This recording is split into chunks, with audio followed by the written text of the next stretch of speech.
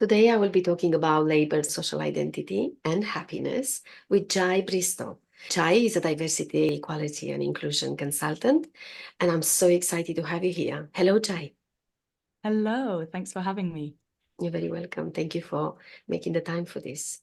Um, where shall we start? Can we start maybe by finding out a little bit about yourself? Who are you, and how was your journey in life so far? A great question to start with. Who am I? That's a big one, right? I could describe myself using different labels and talk about how I'm a multi-ethnic, queer, disabled, diversity and equity and inclusion consultant. I could talk about, the work I do in the world. I could talk about all these different things, but I don't know if any one of those things really makes me. Yeah. And I like to think of myself as a complex, multidimensional being who is made up of all the life experiences I've had. And, I've had a lot of, I think, often seen as unusual experiences. I was born in the Indian Himalayas and blessed by the Dalai Lama as a baby. And Wow. then I grew up the first 2 years of my life, my parents traveled with me around the world and were like very much hippies and, living in a very unusual way. And then they settled in the south of France and started a meditation center there. So I grew up in a meditation center with people coming from all around the world to come and meditate there. And then we moved to a different location. And then I left home at 17 and went traveling around the world on my own to then eventually study in the UK. I then tried to be normal for a while and do work in production, that kind of thing. And then eventually life led me to the work I currently do. Wow. It sounds like a really beautiful start in life. Yes, unusual, but somehow rich. Not as much rooted in the status quo, like that mundane life that most of us have. Quite interesting, because it, in a way, it allowed you to tap into the spirituality, that dimension of our existence that we don't really connect with quite early in life, or at least we are connected, but the programming and the education and everything that happens somehow disconnects us from that. And you had a chance to actually have a very unique, a very special start in life. I wonder if that start was actually promoting a sense of happiness and joy and safety in the world, or not necessarily. Has happiness been a good friend on your path so far? Interesting question. I like the way you talk about the richness, because I definitely feel like my life has been very rich, right? And when you talk about interesting as well, 100%. Has happiness and joy been my friends throughout life? Well, if I'm being honest, like I have suffered from depression and anxiety on and off since the age of 10. And even though I had very loving and spiritual parents who I remain very close to, they were also very young. And there was also, a lot of movement in my life. And I am someone who has experienced trauma in different ways. And so sometimes that lack of support and holding. I recently came out as trans and non-binary, which maybe we'll talk more about a bit later. But I realized how much gender was something that was a limitation to me feeling free and therefore able to fully experience joy and happiness, because I wasn't able to be fully myself. And so from about the age of 10 onwards, which is around the time my mental health, I started having struggles with my mental health. So from about then onwards is when I started feeling like I was being put in a box and had certain expectations put on me. And some of those were around gender, some was around race, all these sort of like systemic structures around. And, later in life, I also was diagnosed with a lot of chronic health conditions. And so there was the mental health conditions, but also the physical health conditions and being disabled and all these different elements are not, I'm not naming these to, sort of victimize myself, but just to name the complexities and the realities of life. That yes, there has been a huge amount of joy, of adventure, of richness, of beauty in my life. There have been incredible connections. There's been so much diversity of people I've met and cultures I've experienced. And, I've seen some of the most beautiful landscapes in the world in my adventures because I've traveled so much. And there's also been a lot of pain and difficulty. And I think, it's important for me to name all of that and to give a full picture of the life I've led so far. Thank you so much for sharing. Well, you're talking about the ambivalence of life, isn't it? In a way, because throughout life, as much as our parents or the society itself is trying to protect us from suffering and pain, eventually we will go to experience a full range of emotions. And that's absolutely natural. I wonder how it's been for you as a child to feel a little bit squished and squeezed and programmed. And because this is when everything starts really in terms of disconnecting from ourselves. When others expect us to become, you talk about being put in a box, and maybe we can talk about your podcast, which is very suggestive in the title. Why are we really struggling? How do we really move through this hardship, and is this impacting our happiness? Would you say that because we're experiencing life in such beautiful yet sad way, somehow our openness to joy and happiness gets a little bit tempered? How would you say you engaged with happiness? Was it allowed? Was it embraced even in times when you struggled with your depression, with fears and anxieties, like you mentioned? Oh, good question. It's a hard one for me to answer that one. I think so. I think I've always been someone that's been aware of like this juxtaposition and the like complexities of humanity, right? I think as humans, we have this ability to hold very contradictory emotions at once. And, I can notice that at the moment I'm going through a phase where on the one hand, there's a lot of stress and a lot of change and a lot of work projects, a lot of really exciting stuff, actually. And at the same time, I can also be in touch with a deep sense of relaxation and peace and ease and beauty in my life, right? And I can have both of those at the same time, stress and relaxation. And so I think there have been times as well in my life where there have been moments of deep sadness and sorrow and grief, and there have been moments of depression and anxiety and struggle.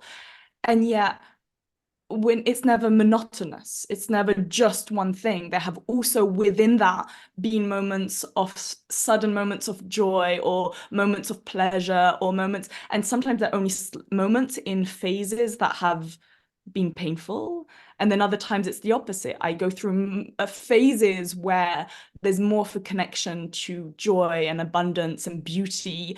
And then within that, there'll also be some sadness or some sorrow or some other feelings that come up. And so when you ask, was happiness allowed for me? Then I have to ask, what is happiness? Fair enough. Yeah. What is happiness for you, Jaï? What is happiness for me? I think for me, happiness is freedom. Happiness is not a destination. I think for a long time I did believe it was a destination, perhaps.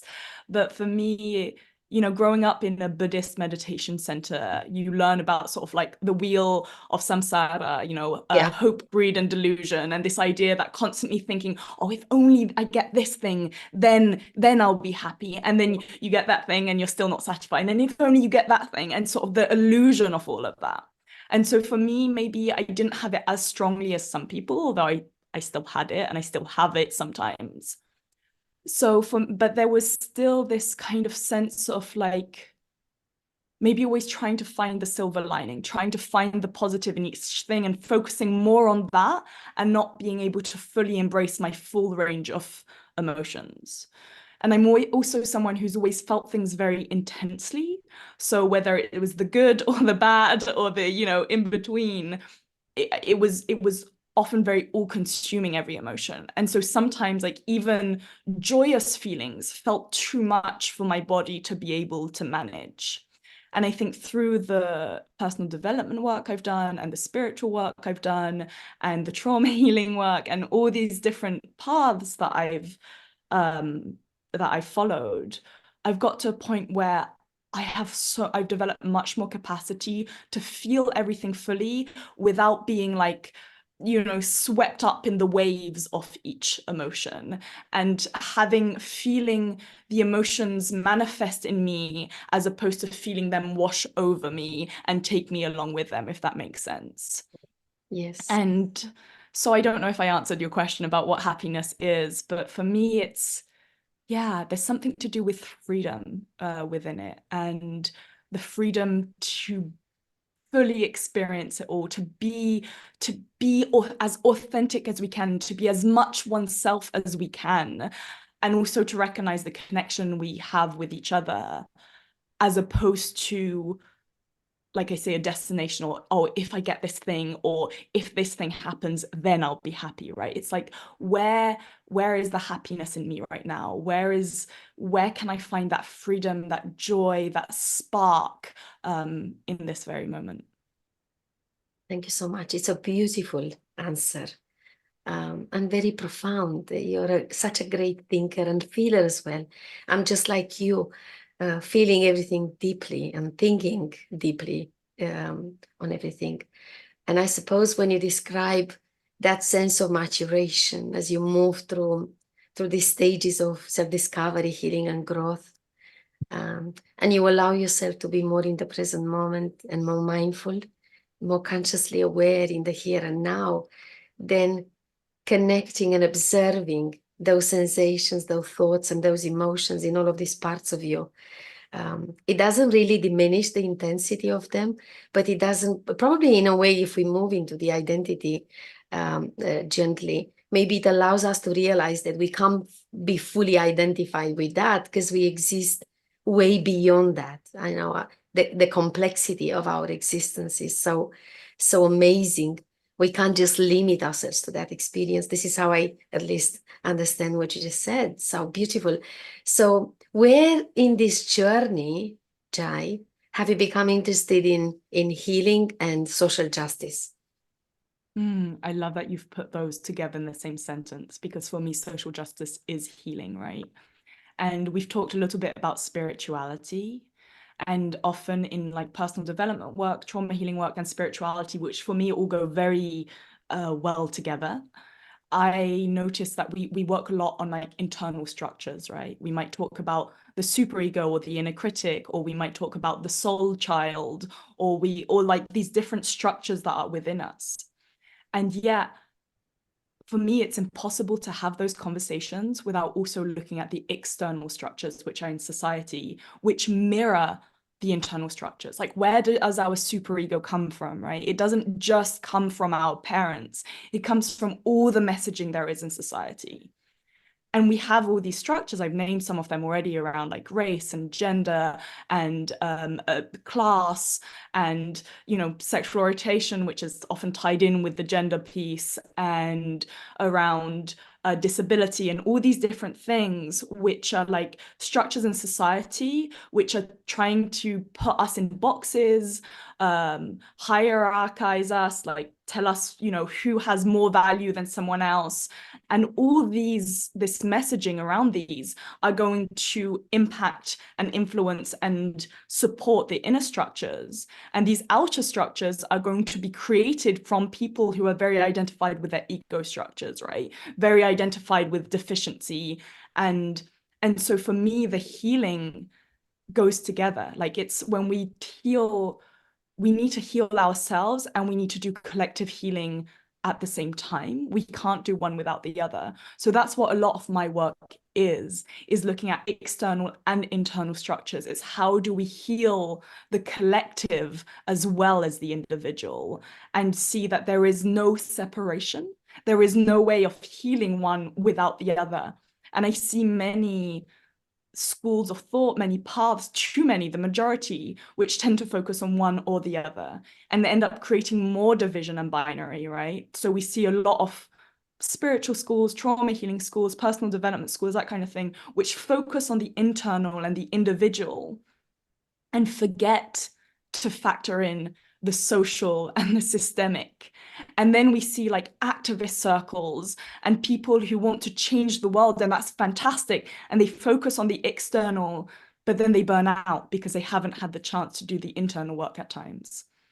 And this is not a criticism of either of those ways of being, right? It's more like, how do we bring it all together? How do we add all these bits, the different pieces of the puzzle, and find a way of healing that, yeah, that brings it all together? What an amazing work you're doing. I absolutely love it, because you spoke earlier on about happiness. What is happiness to you? And you shared a little bit how you looked at happiness earlier in life, probably looking outside, because that was the programming, that was the conditioning. We will look outside and we see ourselves in relationship to the world through comparison, very much focused on performing well, on achieving, on proving to the external world that we exist and we are valuable. We don't really start from within to really connect with all of these resources of self-confidence, self-esteem, and self-worth that we all have within ourselves. That's because, everything that happened in our life since we've started to be domesticated. I'm thinking of Don Miguel Ruiz now and his Four Agreement. He talks very nicely about this. Everything comes from the outside into our inside, and it's changing something there. It's giving us an impression of who we think we are, what we think of our identity. We integrate all of these labels into our identity and we become them. I mean, we get somehow blocked and stuck and trapped in them. They become real barriers and obstacles in life, in our bettering, in our self-discovery, in our healing, in our personal growth, and so on. So maybe now, as you're looking at happiness from a more from the inside out perspective, now you're finding your own happiness because you somehow disentangled yourself from all of these strings that are invisible, the strings of the systems and the institutions of the external world, as you name them. You disentangle from them. You are part of them, but you're not entangled. You can just stay non-attached. You can make a choice which one you consider, which one not, how you react and respond to every circumstance. So probably that's why you're talking about happiness as arising from within. So taking back control, taking back the power, not allowing the external world to decide what is happiness for you. And now, if you talk about how you develop this sense of social justice, which is also a big part of my journey, I wish I would do more about it, but I'm doing my little bit that I can. Now you're looking beyond the boxes. You have this podcast, you've been doing it for a while. Tell us a little bit about it. What's going on in there? How it started? What have you learned so far? Anything you want to share, and what do you plan to do in the future in that area? So I love that you were talking about labels and identity, right? Because that was my entry point. And so I it started off as a YouTube channel and then developed into a podcast. I have ADHD, so I've got a few episodes out there and so many more that are on my computer that I haven't yet finished editing and uploading, but that I will eventually get around to. But for me, there's something about we can very easily end up in our individual bubbles and our kind of like echo chambers, right? And so I was at the time, I was living in London. I was in my 20s. And I was sort of had fallen into this kind of community of people who were like queer and ethically non-monogamous and very like alternative in lots of different ways. And then I also started having like a lot of health problems and ended up bedbound and in a wheelchair for a long time, which gave me a lot of time to think. Oh, And I could see how, like, when I was within these communities in London, you know, the way we would talk and people were around identity and especially around gender and sexuality and all this kind of thing was so open and so beautiful, and like helped me unlearn a lot of the cultural conditioning I'd received, and helped me get to know myself better and be more comfortable. But then I'd leave that bubble and I'd talk to my grandparents, or I'd go traveling and I'd talk to someone who lived in a rural town, and the language didn't translate so easily. And right. I could see how there was like this division between like progressives and, you know, we could make it political and say between progressives and conservatives, or whatever, but it went beyond just the political. And there were so many people who wanted to connect and wanted to bridge the divide, but didn't know where to begin because the language was alien to them. It was like literally a different language. And so initially, through exploring my own labels and identity, because I'm someone, I've never fit boxes before, right? I'm Right. multi-ethnic and multicultural. Like you asked me earlier, like when you wanted to introduce me, where to introduce me from being. And I said, I don't know how to answer that Yes. question, right? I was born in one country, I grew up in another country, my passport's from another country, and I currently live in yet another country. I have ethnicity from about 6 or 7 different countries. I've traveled to over 40 countries. And I grew up, often like the cultures I grew up with weren't necessarily the cultures that match my ethnicity either. And so I grew up in this very like beautiful mix of cultures and ethnicities and countries. And so I didn't fit in a box when it came to race.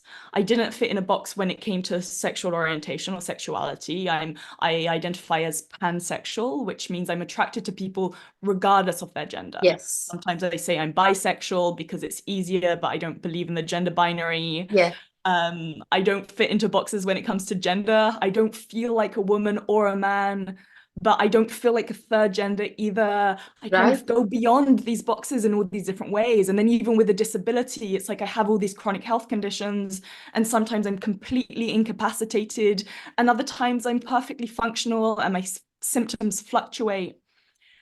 And so on the one hand, there was my own exploration of my own identity and trying to understand, where do I belong? Who am I? Right. And at the same time, then I'd meet people and I'd feel a resonance, but then that didn't translate when I'd be around other people, right? Partly because of intersections, partly because of traveling. And so I decided to create Beyond Boxes as a way of exploring labels and identity, not prescribing, not saying, okay, this is what each one of these labels mean and this is the only definition of it, but more like a questioning of like, why are labels useful? Right. Why do some people feel very attached to labels? Mm-hmm. But also, what do those labels mean to each of those people, right? But also using it as a way of defining things, of explaining, of trying to bridge social group identity so that people didn't feel that it was so scary to have a conversation with someone who was trans, to have a conversation from a different ethnicity or race, to, you know, so that's kind of how it all started. And then it developed and it became a series of conversations with people, exploring labels and identity, exploring their own experiences and why they chose the labels they chose, looking at intersectionality. And, you know, there's this concept around mirrors and windows, which is this idea that we all need our experience reflected back at us like Yes. mirrors, but we all need windows into the experiences of other people as well. And so for me, the podcast was a bit about having mirrors and windows. It was about, for people, some people will listen and really resonate and be like, ah, it feels so good to have someone else describe an experience that I feel and that I don't have many people around me that can resonate. And for other people, it will be windows. Like, wow, that's so interesting to hear someone who has a completely different experience to mine talk so openly and vulnerably. And it helps me understand how we're all different, and that's a good thing. That difference doesn't need to mean division, doesn't need to mean separation. It can be an opportunity to grow and evolve together. Absolutely, because we've been so, indoctrinated with this idea of separation, and it's quite new. This is new to the humanity. It's part of our new world. I mean, people in the past, there could be, obviously, there would be separation. There would still be some sense of, diversity and some sense of prejudice and different classes and different groups and so on. But we started from tribes, and tribes were still separated, yet together. I think when you spoke about the journey between the individual and the group, I think you mentioned something very interesting earlier on, when there are like two bodies of work that are doing beautiful work in two different areas, one of them focusing on the individual, focusing on this one inside, and the other one focusing on the external one, on the communities and what's going on out there, and not being able to bridge the one with the many. It's a very interesting point. I think when we talk about diversity, when we talk about inclusivity, what are we really talking about? Why is it different for us? Why is it difficult for us to accept the other? I think you mentioned something very interesting there. I'm thinking of Freud. Years back, I read something in a book. He spoke at some point about the source of our fears. What's the source of our fears in our relationships with others? And he even named racism. Well, it wasn't such a big thing, but it probably it used to be some years back in other parts of the world. But he spoke about racism as not being really a real thing. From a psychological perspective, it's just the recognition that the other person is different. And that's creating the fear within us. Because it's not just about the fear, the threat that the other person being different might pose to us. It's about the threat of our own unknown identity. So if this person is here and it looks like this and it feels like this and is doing that, who on earth am I? What if I'm not adjusted myself? What if I'm insufficient myself? What if I'm wrong myself? I'm not good myself. Maybe I should be like that. So it's an interesting internal inquiry that is going on within us, probably unconsciously, that makes us somehow react in the face of difference. So now you're looking beyond boxes. You're looking into such diverse world that is unfolding in front of your eyes, our eyes. And you're doing then workshops, you've been doing workshops for years around power, privilege, and prejudice. I feel that everything is interconnected in your work. It feels like it's coming from different angles, but everything comes at the core of our human existence. They all come to meet here and tell us a story about our limitations, about our ignorance, I think, to a certain way, and the wisdom that we've forgotten, that it used to be here, but the modern sciences and everything that we learn in school and in the culture that we talk about these days is ignoring. So tell us a little bit about what is diversity to you personally? How do you feel as a diverse human being? What do you teach people when they come for your workshops on power, prejudice, and privilege?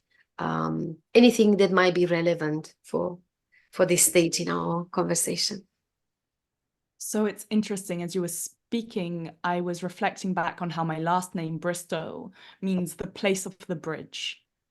And for me, that's a lot of what I do, right? Is I'm bridging. I'm trying to bridge between and create connection. And this term diversity has become very sort of like trending and marketable, but it's just a description. And it's like often when I talk about labels and identity, there's particularly in my conversation with Mel Cassidy, we talk about the importance of having descriptive rather than prescriptive labels, right? So, for example, I can describe myself as pansexual or bisexual as a description, but if it becomes prescriptive and the idea that that means I have to behave in certain ways and be a certain way and look a certain way, then that's when it becomes problematic. Right. And I feel like this is the main issue I that happens with the label diversity, with the term diversity, is people start trying to make it prescriptive instead, whereas it's actually a descriptive label. Like diverse is an adjective. I'm not a diverse human.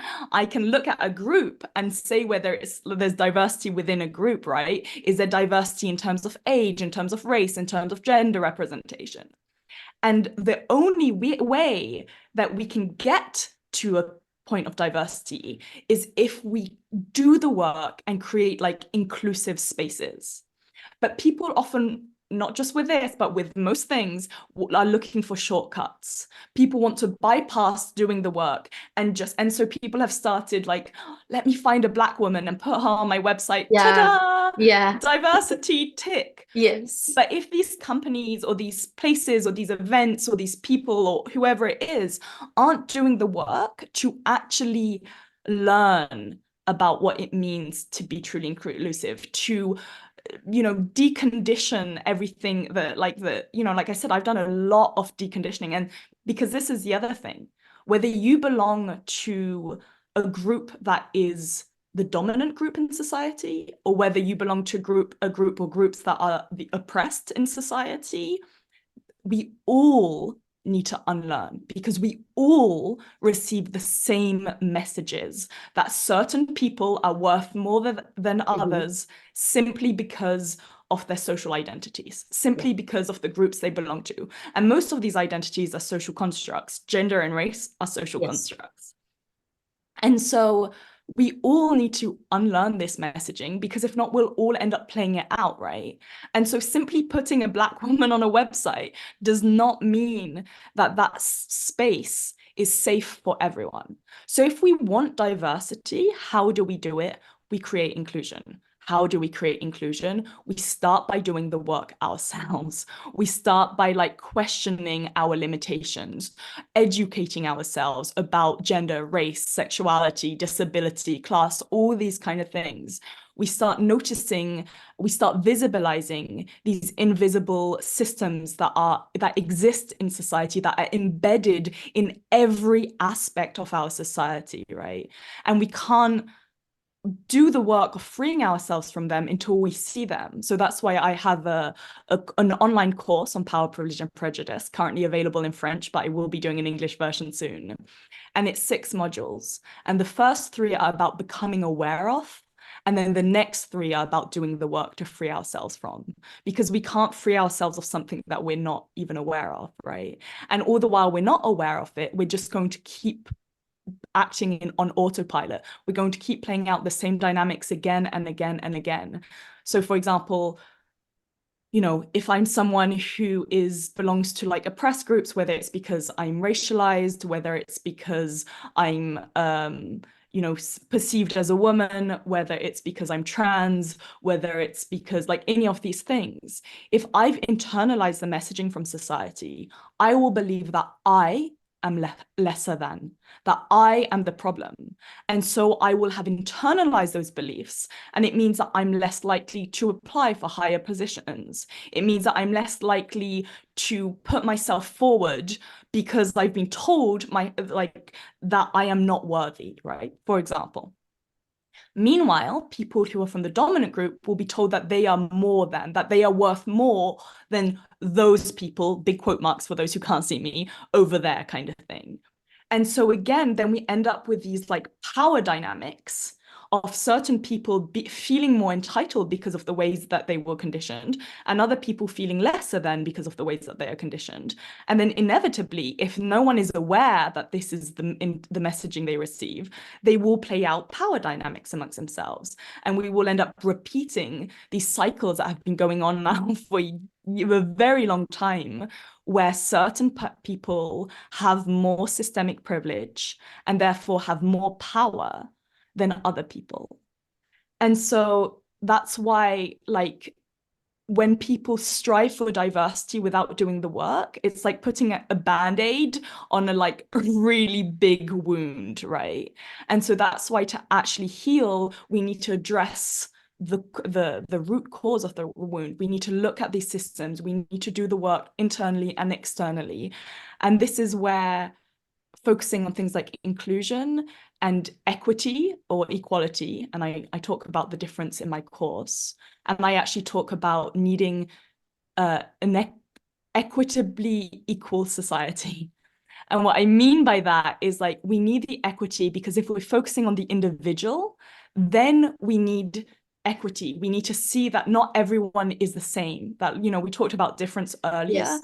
and that difference isn't a bad thing. It's a beautiful thing. It's something where we can learn from each other and grow and evolve.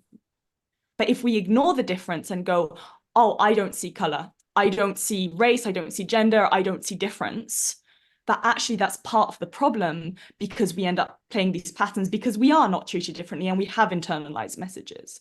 So we need to acknowledge and embrace difference and adapt different things for individuals, right? So that's where the equity comes in. And then equality is so that we can all have equal access to opportunities, to resources, to rights. Fundamental human rights is mostly what people are asking for. And so this is where, you know, when you introduced me as a diversity, equity, and inclusion consultant, that's kind of what I mean by all of that. And I use diversity because I think if you really create truly inclusive spaces and you focus on equity and equality, then diversity will be a natural byproduct rather than the main focus and aim. Wow, so well said. Oh my God, it's absolutely amazing how you link all of these aspects of your work together and how you explain the beautiful work that you're doing. I mean, the power dynamics are here.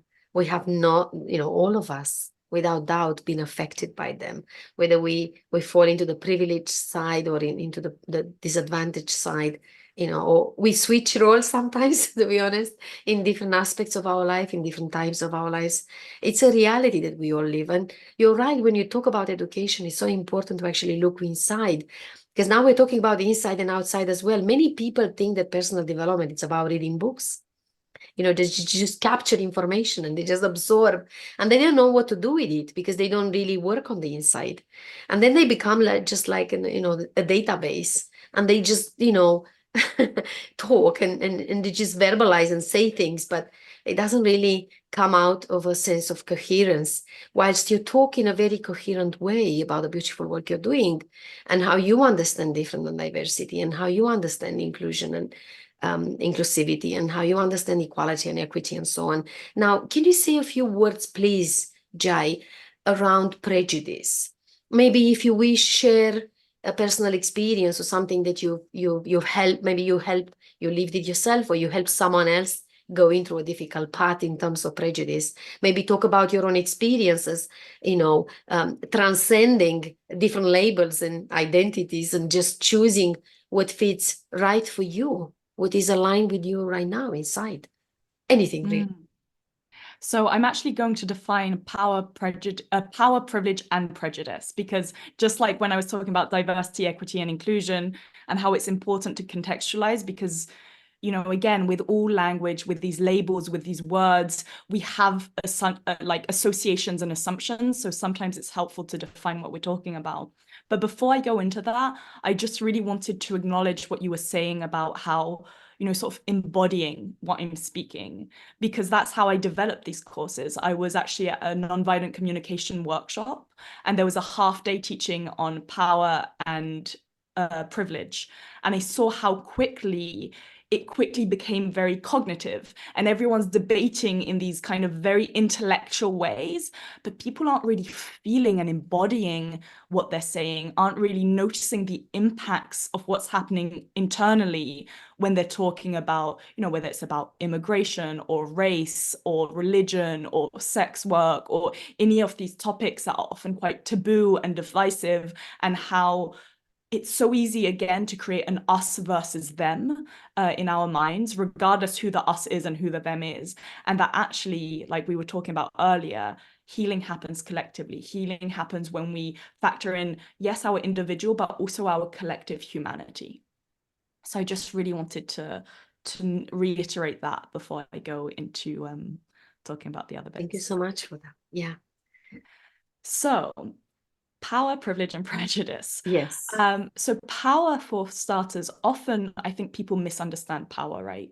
Because power can mean different things depending on the context. And too often power is associated with domination. And I think that's because we live in a patriarchal society. Very And much. so this idea that power is power over. But another way of thinking of power is responsibility for. And often in matriarchal societies, of which there do exist different ones around the world, that is often, and I'm not saying it's even to do with men or women, right? But there is much more that sense of like the person in power is the person responsible for the people that they have the power, quote unquote, over, right? So it's about having the power of or the power for rather than the power over. And the reason I name that is because, again, in my course, I help people come into their individual power, because when we have privilege, and I'll get into what that means in a second, we often have power.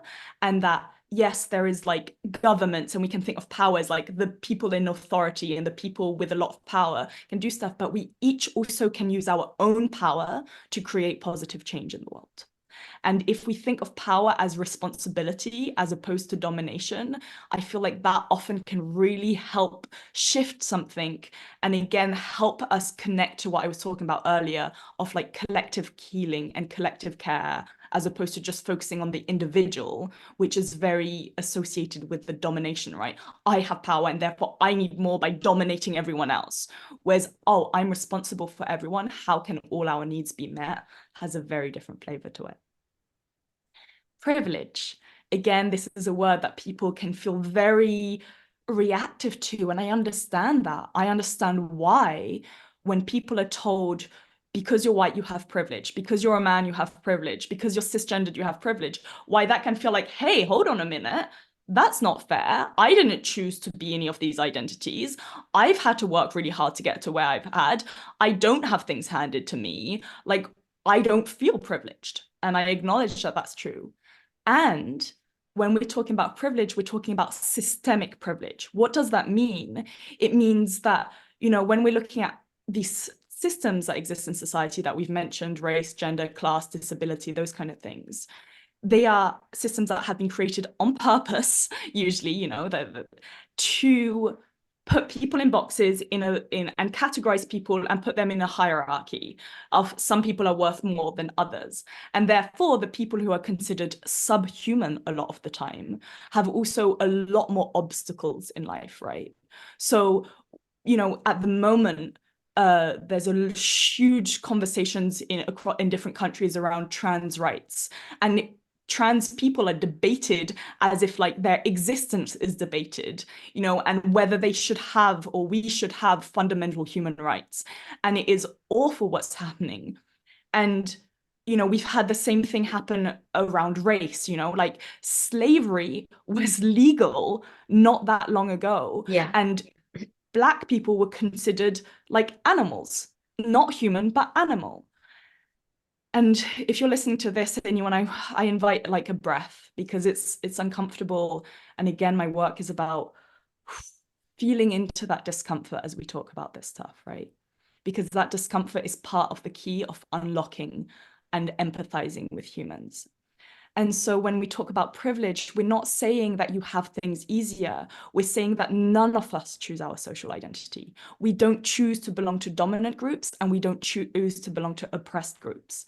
But we live within systems where certain people are oppressed and given less rights and more obstacles for just to access their everyday needs than other people.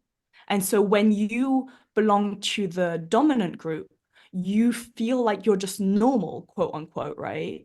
But being able to be considered, quote unquote, normal and having access to fundamental human rights is an advantage when there are other humans who are considered subhuman, who don't have access to fundamental rights, and who are considered somehow abnormal and therefore lesser than.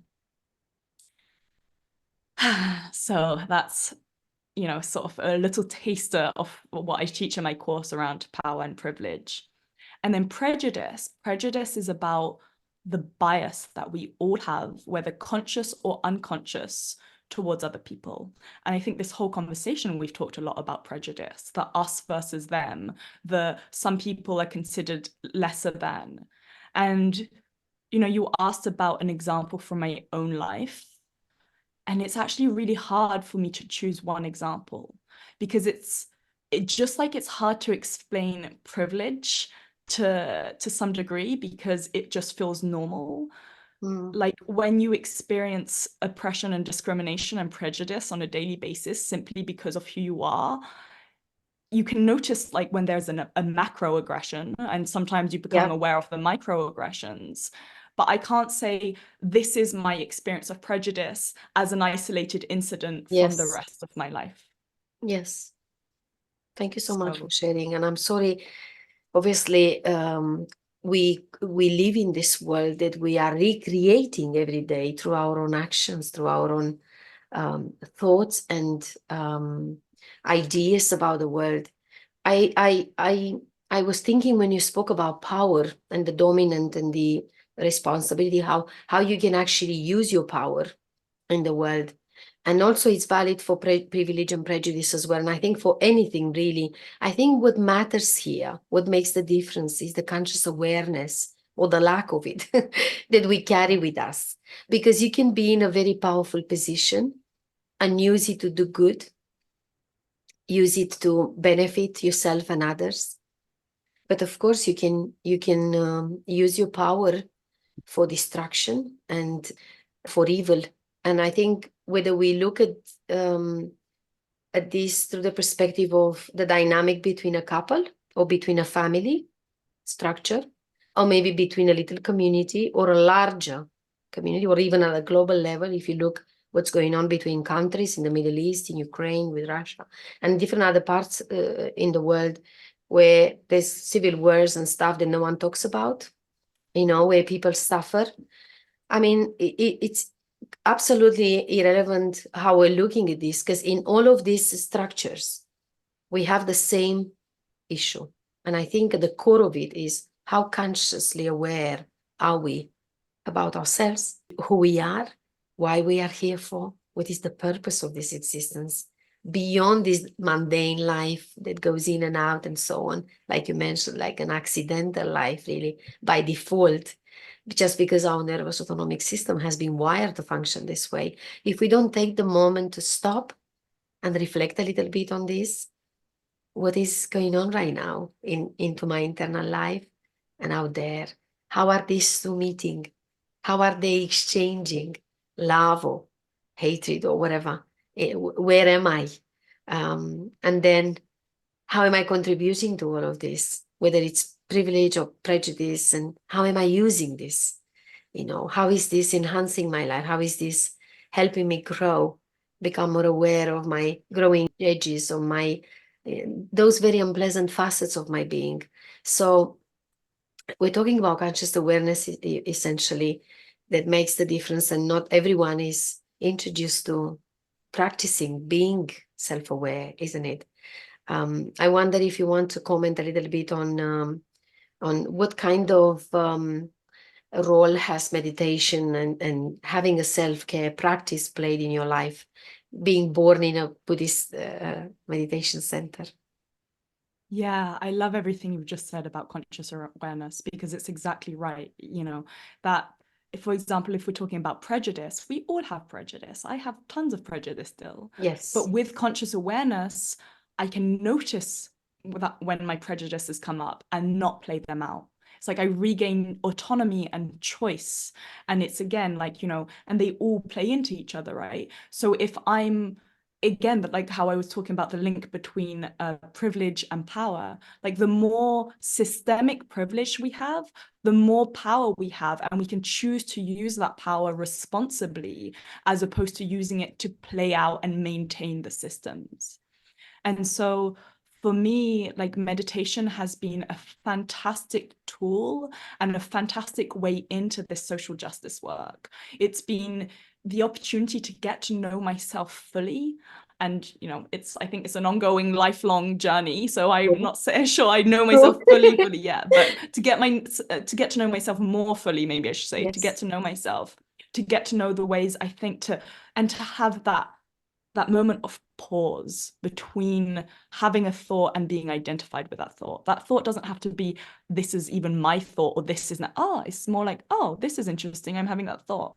Oh, I'm walking along and I'm seeing a black man, and my immediate first thought is something like oh, I have to protect my back, for example. And I'm purposely naming a stereotype here because it's going back to what I was saying at the beginning. We're conditioned with the same messages. But the difference is I notice that and I don't believe that thought in that moment. I go, oh, Yes. that's interesting. I've had that thought. I understand where that thought comes from. I don't have to play that thought out. I smile and I keep on walking, right? I don't have to suddenly, and I don't have the same sort of nervous system response that I might have had previously had I not done this work of becoming aware. And again, with noticing we all have immediate reactions to things, right? But again, with the ability to bring conscious awareness, it's like, oh, and it can happen in both ways, right? Someone can point out an area where I have privilege and I can feel tense and immediately defensive and dismissive because that is a human reaction.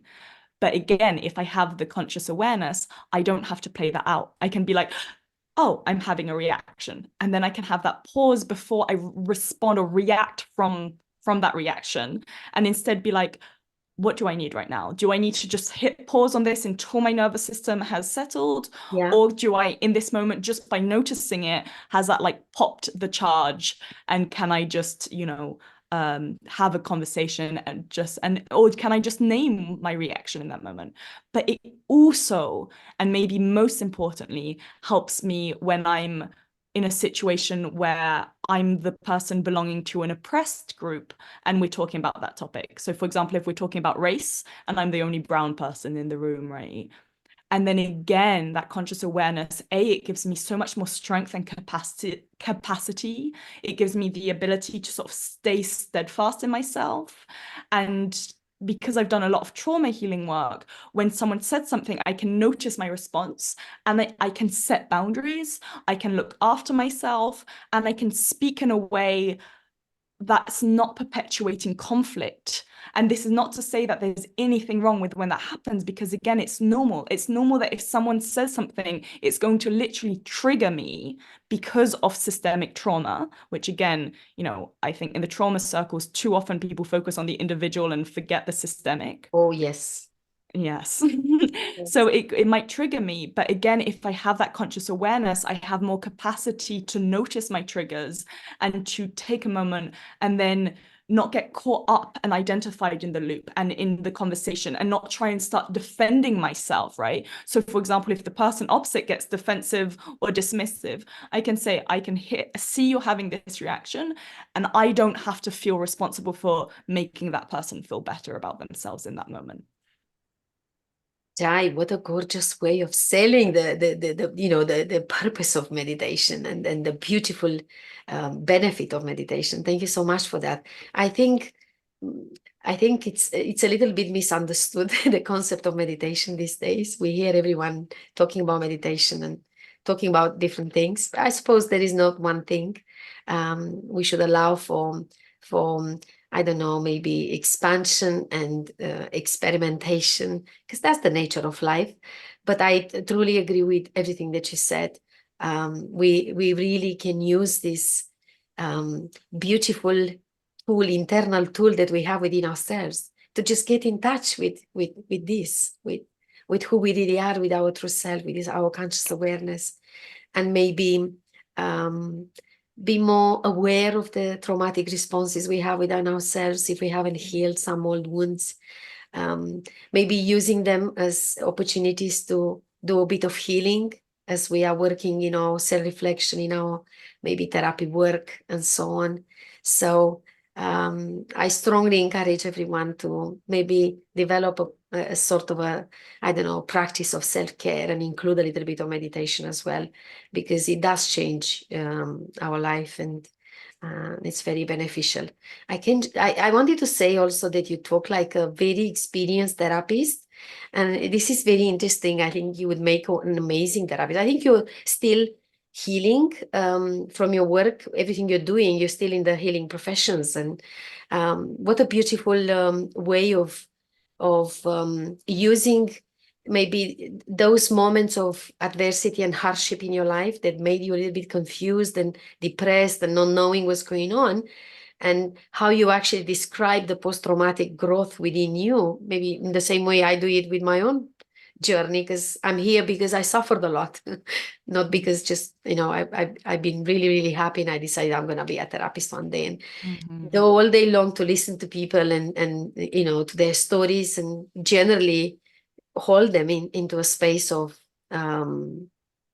vulnerability, and most time, sadness and confusion. So, wow, Jaï, I would love to ask you so many other questions, but it's about time to come closer to the end. Towards the end now, can you please share with us, Jaï, what are your best 3 teachings for all of the people listening and watching to live a happy and fulfilling life? Ooh, good question. Number one, authenticity. Like really, I think it's one of the hardest ones and one of the most important and freeing ones, is being as authentic in every given moment as we can be, and knowing that it's a journey as well, and that we are naturally going to learn more about ourselves and be fluid. Like, you reached out to me about a year or so ago. I had a different name and different pronouns. That Yes. doesn't mean I wasn't being authentic in that moment when I was, having conversations with people. I was as authentic as I could be. And as I continued to get to know myself and unlearn things and connect to who I truly am and give myself permission to be authentic, then I discovered even more stuff about myself that was always there, but that I had just been like kept hidden, right? So I think Yes. authenticity is my number one. Moment. Acceptance is another one, which again, it ties in with authenticity, but like acceptance is much more about like welcoming our full human experience, right? So I talked a lot about this in terms of myself, and welcoming the juxtapositions and the contradictions and all the different parts of ourselves, and not feeling like we have to be in a box, not feeling like we have to be just one thing, that we can only be 2-dimensional or 3-dimensional. We are all multi-dimensional beings. So embracing that, welcoming that, accepting all these different parts of ourselves, all these different range of emotions. And so it ties in very well, of course, with authenticity, right? The welcoming ourselves fully. And what would be my number 3 to live? Yeah, something around like freedom and adventure and exploration. I know that's a lot of words, but something around that, both internal and external. I've traveled around the world. I've met so many different people, and I've done a lot of inner traveling as well. And I think there's something about constantly being curious, being led by curiosity, because curiosity will take us to lots of interesting places, whereas without it, it's a bit like what you were saying about that fear of the unknown, fear of difference, right? It's like we shut down and we go inwards and we isolate and we separate, whereas with curiosity we get, we go outwards, and if we follow the curiosity, we'll end up going to far more interesting places, inner and outer. So extraordinary. So authenticity, acceptance, and Curiosity. freedom, adventure, curiosity. Yeah, curiosity. So important, because I think if you're curious, you're already free. You're freeing yourself from the illusion of knowing already. You're still curious, so you're still searching, you're still wanting to grow and develop and learn. So in a way, you're liberated already. So you have embraced freedom. Jaï, thank you so much for everything. It's been such a wonderful interview. I truly loved it. Everything. I wish I could talk more. Maybe we do it again. Many, many thanks for your time, for the wisdom, for sharing these gifts with everyone, with us, with our listeners and watchers. It's absolutely beautiful, the work you're doing. Thank you so much for this. And thank you for your Thank time. you. I really appreciate the opportunity and this conversation. So thank you so, so much for reaching out, and thank you for your interest in my work. Thank you so much, Jaï. Thank you.